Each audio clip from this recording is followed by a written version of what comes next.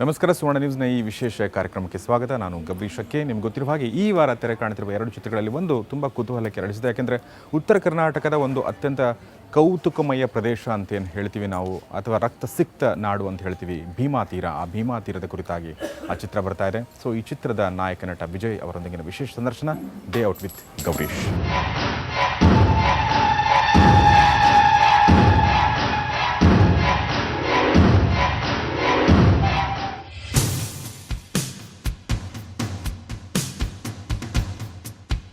ಸಹಜವಾಗಿ day out ಅಂದ ತಕ್ಷಣ ನಾವು ಹೊರಗಡೆ ಮಾಡ್ತೀವಿ, ಆದರೆ ಈ ಚಿತ್ರದ ಒಂದು ಕಥೆಗೆ ಸಂಬಂಧಪಟ್ಟಂತೆ ಈ ಒಂದು ಸಂದರ್ಶನವನ್ನು ಒಂದು ವಿಶೇಷ ಸ್ಥಳದಲ್ಲಿ ಮಾಡ್ತಾ ಇದ್ದೀವಿ. ನಿಮಗೆ ಗೊತ್ತಿರುವ ಹಾಗೆ ಗಣಪತಿ ಮಾರುತಿ ವ್ಯಾಯಾಮ ಶಾಲೆ ಇದು. ಸೊ ಈ ಸ್ಥಳದಲ್ಲಿ ನಮ್ಮೊಂದಿಗಿದ್ದಾರೆ ಭೀಮಾ ತೀರದಲ್ಲಿ ಚಿತ್ರದ ನಾಯಕ ನಟ ವಿಜಯ್. ಸ್ವಾಗತ. ನಮಸ್ಕಾರ. ನಮಸ್ತೆ.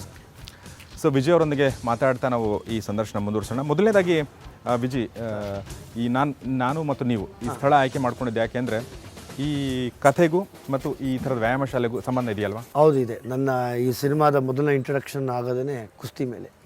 ಸೊ ಹಂಗಾಗಿ ಕುಸ್ತಿ ಏನು ಈಗೆಲ್ಲ ಏನು ಫೈಟಿಂಗ್ ಗೀಟಿಂಗ್ ಅಂತ ಏನು ಹೇಳ್ತಾರೆ, ಇದಕ್ಕೆಲ್ಲ ಮೂಲ ಕುಸ್ತಿ. ಸೊ ಹಂಗಾಗಿ ಇದ್ರ ಭೀಮಾ ತೀರದಲ್ಲಿ ನನ್ನ ಇಂಟ್ರಡಕ್ಷನ್ ಆಗೋದೇ ಕುಸ್ತಿ ಮೇಲೆ. ಅದು ಎಲ್ಲರೂ ಇಷ್ಟಪಡುವಂಥ ಒಂದು ಕಲೆ ಅದು. ಅದಕ್ಕೋಸ್ಕರ ಅದ್ರ ಮೇಲೆ ಮಾಡೋಣ ಅನ್ನೋ ಒಂದು ಉದ್ದೇಶ ಆಯ್ತಿತ್ತು. ಎಸ್ ವಿಜಯ್. ಆಮೇಲೆ ಎಲ್ಲ ನಮ್ಮ ಆ ಕಡೆ ನಾರ್ತ್ ಕರ್ನಾಟಕ ಅಲ್ಲಿ ಎಲ್ಲರೂ ಮನೆಗೆ ಸ್ಕೂಲ್ಗೆ ಹೋಗದಿದ್ರು ಪರವಾಗಿಲ್ಲ, ಕುಸ್ತಿಗೆ ಹೋಗ್ತಾರೆ. ಫಸ್ಟು ಕುಸ್ತಿ ಮಾಡು, ಆಮೇಲೆ ಕೆಲಸ ಅಂತ. ಸೊ ಹಂಗಾಗಿ ಅದು ಒಳ್ಳೆಯದೇ. ಅದು ಆರೋಗ್ಯ ದೃಷ್ಟಿಯಲ್ಲಿ ತನ್ನ ಮನಸ್ಸಿನ ಸಮಿತ ಹಿಡ್ಕೊಳ್ಳೋದಕ್ಕೆ ತುಂಬ ಒಳ್ಳೆಯದು. ನಿಮಗೂ ಪರ್ಸನಲಿ ಕುಸ್ತಿ ಅಂದ್ರೆ ಇಷ್ಟ? ತುಂಬ ಇಷ್ಟ. ನಾವೆಲ್ಲ ಗರಡಿ ಮಾಡ್ತಾನೆ ಸ್ಟಾರ್ಟ್ ಮಾಡ್ತಾ ಇದ್ದಿದ್ದೆಲ್ಲ.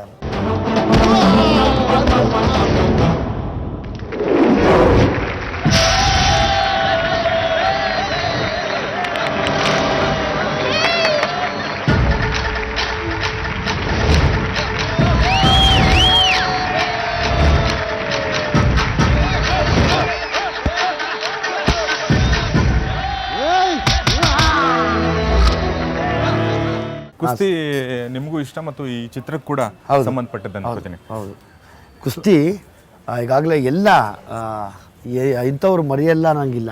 ಕುಸ್ತಿ ಎಲ್ರಿಗೂ ಇಷ್ಟ. ಎಲ್ಲ ಹಳ್ಳಿಗರಿಗೂ ಪ್ರತಿಯೊಬ್ಬರಿಗೂ ಕುಸ್ತಿನೇ ಮೂಲ ನಮಗೆ.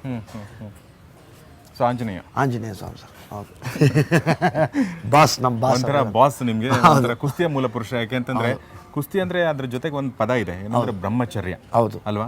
ಒಂದ್ ಹಂತಕ್ಕೆ ಖಂಡಿತವಾಗ್ಲೂ. ಸೊ ಬ್ರಹ್ಮಚರ್ಯ ಅಂದ್ರೆ ನಮ್ಗೆ ನೆನಪು ಬರೋದು ಆಂಜನೇಯ. ಹೌದು, ನಿಜ. ಎಸ್ ವಿಜಯ್, ನಮ್ಗೆ ಖುಷಿ ಆಗ್ತದೆ ಈ ತರ ಬಂದದಕ್ಕೆ. ನೋಡ್ಬೋದು ಅಂದ್ರೆ ಈ ಕುಸ್ತಿ ಈ ಗರಡಿ ಮನೆಯಲ್ಲಿ ಎಷ್ಟೊಂದು ಜನ ಸಾಧನೆಗಳನ್ನ ಮಾಡಿದ್ದಾರೆ. ಅದು ಇಲ್ಲಿ ಗೊತ್ತಾಗ್ತಾ ಇದೆ. ನಾವು ಕುಸ್ತಿ ಪಟುಗಳ ಜೊತೆಗೆ ಕೂಡ ಸಾಧ್ಯ ಆದ್ರೆ ಮಾತಾಡೋಣ. ಸೊ ವಿಜಯ್, ಏನಂತಂದ್ರೆ ಒಂದು ಈ ಭೀಮಾ ತೀರದಲ್ಲಿ ಏನಿದೆ, ಇದು ಬೇರೆ ಚಿತ್ರಗಳಿಗಿಂತ ಬೇರೆ. ಹೌದು, ವಿಭಿನ್ನ. ಯಾಕೆ ಅಂತಂದ್ರೆ ಒಂದೇ ಒಂದು ಮುಖ್ಯ ಕಾರಣ ಅಂದ್ರೆ ಸಿನಿಮಾ ಹೇಗಿದೆ ನನಗೆ ಇನ್ನೂ ಗೊತ್ತಿಲ್ಲ, ಬಟ್ ಒಂದು ನಿಜವಾದ ಕಥೆಯನ್ನ ಎಳೆಯನ್ನ ವ್ಯಕ್ತಿನ ಇಟ್ಕೊಂಡು ಮಾಡಿರುವಂಥದ್ದು. ಚಂದಪ್ಪ ಹರಿಜನ್ ಅನ್ನೋದು, ಚಂದಪ್ಪ ಎಂಬ ವ್ಯಾಘ್ರ ಅಂತ. ಸೊ ಏನ್ ಹೇಳ್ತಾ ಇದ್ರೆ ಈ ಚಿತ್ರದ ಮೂಲಕ ನೀವು? ಆ ಚಿತ್ರ ಖಂಡಿತವಾಗ್ಲೂ ರಿಯಲ್ ಬೇಸ್ಡ್ ಕತೆ ಇದು. ಇದರ ಹಿಂದೆ ನಮ್ಮ ಸಿನಿಮಾಗಾಗಿ ಕೆಲವು ಕಾಲ್ಪನಿಕ ಯೋಚನೆಗಳನ್ನ ಮಾಡಿ ಸಿನಿಮಾನ ತೆರೆ ಮೇಲೆ ತರ್ತಾ ಇದ್ದೀವಿ. ಈ ಮಧ್ಯೆ ಎಲ್ಲೋ ಒಂದು ಕಡೆ ಪ್ರತಿಯೊಬ್ಬರೂ ಶೋಷಣೆಗೆ ಒಳಗಾಗಿರೋರೇನೆ, ಪ್ರತಿಯೊಬ್ಬರು ಆಗ್ತಾ ಇರೋರೇನೆ. ಇದು ನಡೀತಾನೆ ಇದೆ ಪ್ರಪಂಚದ ಇರೋವರೆಗೂ. ಇದು ಯಾರಿಗೂ ಬಿಡೋದೇ ಇಲ್ಲ. ಈ ಮಧ್ಯೆ ಕೆಲವರು ಚಂದಪ್ಪ ಅವ್ರನ್ನ ಕೆಟ್ಟವರು ಅಂತಾರೆ. ಯಾಕೆ ಚಂದಪ್ಪ ಅವರಲ್ಲಿ ಒಳ್ಳೆಯದನ್ನ ಇರಲಿಲ್ವಾ? ಅವ್ರು ಒಳ್ಳೆಯವರಲ್ವಾ? ಯಾಕೆ ಅದು ನಡೀತು? ಯಾಕೆ ಇದೆಲ್ಲ ನಡೆಯುತ್ತೆ? ಚಂದಪ್ಪ ಹರಿಜನ್ ಅಂದ್ರೆ ಒಬ್ಬ ಡಕಾಯಿತ, ಒಬ್ಬ ಕೊಲೆಗಾರ ಮಾತು ಕೂಡ ನಾನು ಅದನ್ನು ಅನ್ನೋದಿಲ್ಲ. ಚಂದಪ್ಪ ಹರಿಜನ್ ಅವರು ಡಕಾಯಿತನೂ ಅಲ್ಲ, ಕೊಲೆಗಾರನೂ ಅಲ್ಲ. ಅವರು ನಮ್ಮಂಗೆ ಮನುಷ್ಯ. ಅವ್ರಿಗೆ ಏನೇನು ನಡೆದಿತ್ತು ಶೋಷಣೆಗಳು, ಆ ಶೋಷಣೆಗೊಳಗಾಗಿ ಹೇಳಿದ ಮಾತು ಕೇಳದಿದ್ದಾಗ ಇರೋವಂಥ ಸುಪೀರಿಯರ್ಸು ಮಾಮೂಲಿ ನೀನು ಕಳ್ಳ, ನೀನು ಅದು, ನೀನು ಇದು ಅಂತ ಬೈತಾರೆ. ಅದಕ್ಕೊಂದು ಪಟ್ಟ ಕಟ್ಬಿಡ್ತಾರೆ. ನಾನು ತುಂಬ ನೇರವಾಗಿ ಮಾತಾಡೋದು, ನಾನು ಯಾರನ್ನೂ ಕ್ರಿಮಿನಲ್ಸ್ ಅನ್ನಲ್ಲ, ನನಗಿಷ್ಟನೂ ಇಲ್ಲ. ಆಮೇಲೆ ಭೀಮಾ ತೀರದಲ್ಲಿ ಹಂತಕರು ಅಂತ ನಾನು ಯಾರನ್ನೂ ಕರೆಯೋದಿಲ್ಲ. ನನಗಿಷ್ಟ ಇಲ್ಲ. ಅದು ಎಲ್ಲರೂ ಮನುಷ್ಯರು, ಅವ್ರಿಗೆ ಗೊತ್ತಿಲ್ಲ ಏನೇನು ನಡೆದಿದೆ ಅಂತ. ಈ ಜನರಿಗೆಲ್ಲ ಗೊತ್ತಿದೆ, ತಾವು ಬರುತ್ತಿರುವುದು ದೇವಸ್ಥಾನಕ್ಕಲ್ಲ, ಇಲ್ಲಿರುವವನು ದೇವರೂ ಅಲ್ಲ.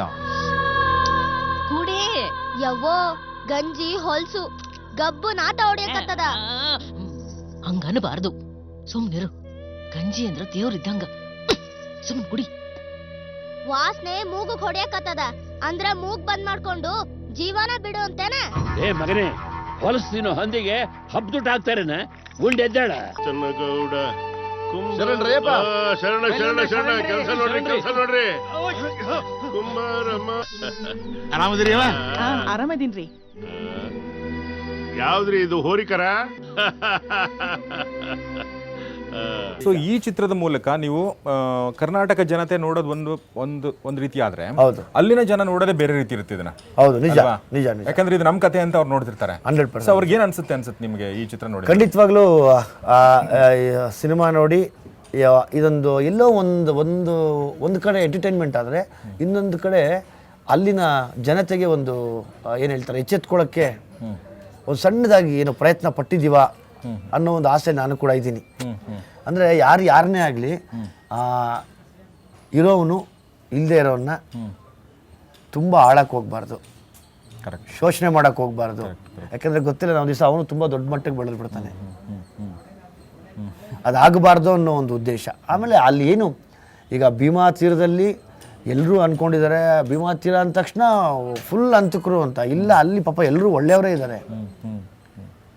ಅವರೆಲ್ಲ ಹೇಳ್ತಾರೆ, ಯಾಕೆ ನಮ್ಗೆ ಸುಮ್ಮನೆ ಅಂತಕರು ಅಂತ ಕರಿತೀರ? ನಾವೇನು ಮಾಡಿದ್ದೀವಿ? ನಮ್ಮನೆ, ನಮ್ಮ ಮಠ, ನಮ್ಮನೇನೂ ಮಕ್ಕಳಿದ್ದಾರೆ, ಎಲ್ಲದಕ್ಕೂ ನಮಗೆ ತೊಂದರೆ ಆಗ್ತಾನೆ ಹೋಗುತ್ತೆ ಅಂತಕರು ಅಂತ ಕರಿತಾ ಇದ್ರೆ ಅಂತ. ನಾನು ಪರ್ಸ್ನಲಾಗಿ ಯಾರನ್ನೂ ಅಂತಕರು ಅಂತ ಕರೆಯಲ್ಲ, ಯಾರನ್ನೂ ಸೋಕಾಲ್ಡ್ ಏನೇನು ಹೇಳುತ್ತೆ ಇಲ್ಲಿ ಯು ಡೋಂಟ್ ಅಕ್ಸೆಪ್ಟ್ ಇಟ್. ನಾನು ಅಕ್ಸೆಪ್ಟ್ ಮಾಡಲ್ಲ. ಕೊಡವ ತಗರಿ.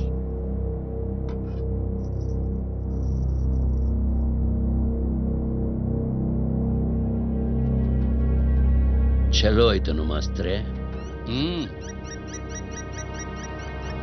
ಗೋಮೂತ್ರದಾಗ ಮಾಡಿದ್ದು ಯಾಕೆ ಮಾಸ್ತ್ರೆ? ಊಟ ಹೊಡಿಲಿಕ್ಕೆ ಹತ್ತೇನ? ಮತ್ತೇನ್ರಿ, ಅಸಹ್ಯ ಆಗಲ್ಲೇನ? ಮತ್ತೆ ಆ ಸಿದ್ದಪ್ಪನ ಕಡೆಯವ್ರನ್ನ ಕರೆಸಿ ಚುನಾವಣೆ ನಿಲ್ಲಿ ಅಂತ ಹೇಳಿ ಕಳಿಸಿ ಅಲ್ಲ, ಅದು ಅಸಹ್ಯ ಆಗ್ಲಿಲ್ಲನ? ಹಾವ್ ಕಡದ್ರ ವಿಷ, ನಾವು ಕ್ಯಾಕ್ರಸ್ ನೋಡಿದ್ರ ವಿಷ. ನೀವು ಕುಂಬಾರಹಳ್ಳಿಯ ಒಬ್ಬ ಹುಡುಗ, ಹೌದು, ಉತ್ತರ ಕರ್ನಾಟಕ ಹೋದ್ರಿ, ಅಲ್ಲೇ ನೀವು ಶೂಟಿಂಗ್ ಮಾಡಿದ್ರಿ, ಬಿಜಾಪುರದ ಭೀಮಾ ತೀರದಲ್ಲಿ ಶೂಟಿಂಗ್ ಮಾಡಿದ್ರಿ. ನಿಜ.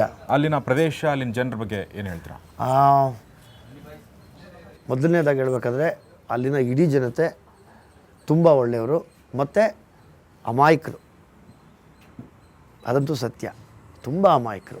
ಆಮೇಲೆ ಪ್ರೀತಿ, ತುಂಬ ಅಗಾಧವಾದ ಪ್ರೀತಿ ಇರುತ್ತೆ ಎಲ್ಲರ ಮೇಲೂ. ಅವರಲ್ಲಿ ಯಾರಲ್ಲೂ ಮೋಸ ಇಲ್ಲ. ಎದುರುಗಡೆ ಮಾತಾಡ್ತಾರೆ, ಮೂಗಿನ ನೇರವಾಗಿ ಮಾತಾಡ್ತಾರೆ. ಸೊ ಹಂಗಾಗಿ ಅಲ್ಲಿನ ನಡೆ ನುಡಿ ಮತ್ತು ಅವರ ಊಟ ಮಾಡೋದು ಎಲ್ಲವೂ ನೋಡಿದ್ರೆ ಒಂದೇ ಅನ್ಸೋದು, ಇವರೆಲ್ಲ ತುಂಬ ಹಾನೆಸ್ಟ್ ಆಗಿರೋ ಜನ. ಪ್ರಾಮಾಣಿಕತೆಗೆ ಇನ್ನೊಂದು ಹೆಸರಿದೆ ಅಲ್ಲಿ ಕೂಡ. ನಮ್ಮ ಕರ್ನಾಟಕದಾದ್ಯಂತ ಎಲ್ಲೆಲ್ಲಿದೆಯೋ ಮತ್ತೊಂದು ಪ್ರಾಮಾಣಿಕತೆಗೆ ಇನ್ನೊಂದು ಹೆಸರು ಆ ಕಡೆ ಉತ್ತರ ಕರ್ನಾಟಕ. ಈಗ ಅದನ್ನ ನಾನು ಬದಲಾಯಿಸೀನಿ ಅಂತ ಹೇಳ. ನೀವ್ ಹೆಂಗ್ ಬೇಕಾದ್ರೂ ಬದಲಾಯಿಸ್ತೀರಿ, ಏನ್ ಬೇಕಾದ್ರೂ ಮಾಡ್ತೀರಿ, ಆದ್ರೆ ನಾನ್ ನಮ್ಮ ಮಂದಿಗೆ ಮಾತು ಕೊಟ್ಟಿನಿ, ಈ ಕುಡುಗೋಲಿಂದ ನಾವು ಬೆಳೆದ ಬೆಳೆನ ಕೊಯ್ಯಕ್ಕೆ ಮಾತ್ರ ಉಪಯೋಗಿಸ್ತಾ ಇದ್ವಿ. ಈ ಕ್ಷಣದಿಂದ ನಮ್ಮ ವಿರುದ್ಧ ಯಾರೇ ದನಿ ಎತ್ತಿದ್ರು ಅವ್ರ ಕುತ್ತಿಗೆನ ಕತ್ತರಿಸಿ ಆ ರಕ್ತದಿಂದ ಉರಿಯೋ ಸೂರ್ಯನ ಕೆಂಪಾಗಿ ಪರಿವರ್ತಿಸೋಣ. ಅಲ್ಲಿನ ವ್ಯಕ್ತಿ ಯಾರಾದ್ರೂ ನಿಮಗೆ ಪರಿಚಯ ಆಗಿದ್ದು ನೆನಪು ಏನಾದರೂ ಇನ್ಸಿಡೆಂಟ್ ಇದೆಯಾ ಅಲ್ಲಿ ಶೂಟಿಂಗ್ ಮಾಡಬೇಕಾದ್ರೆ? ಸುಮಾರು ಜನ ಚಂದಪ್ಪ ಅವ್ರ ಕಡೆಯವ್ರು ಬಂದು ನನ್ನ ಭೇಟಿ ಮಾಡಿ ನನ್ನ ಹತ್ರ ಪರ್ಸ್ನಲ್ ಆಗಿ ಮಾತಾಡಿ, ಸರ್ ಹಿಂಗೆ ನಡೆದಿದೆ ಇನ್ಸಿಡೆಂಟು, ಯಾರಿಗೂ ಏನೂ ಡ್ಯಾಮೇಜ್ ಆಗಬಾರ್ದು, ಇಲ್ಲ ಯಾರಿಗೂ ಡ್ಯಾಮೇಜ್ ಮಾಡುವಂಥ ಸಿನಿಮಾ ಅಲ್ಲ ಇದು, ಎಲ್ರಿಗೂ ಸಿನಿಮಾ ಒಂದು ಎಂಟರ್ಟೈನ್ಮೆಂಟ್ ಇದು, ಅದು ದಯವಿಟ್ಟು ನೋಡ್ಬೋದು ಅಂತೇಳಿ ಚಂದಪ್ಪ ಅವ್ರ ಜೊತೆ ಇದ್ದವರೆಲ್ಲ ಬಂದು ಮಾತಾಡ್ಸ್ಕೊಂಡು ಹೋಗಿದ್ದಾರೆ ನನ್ನ ಜೊತೆ.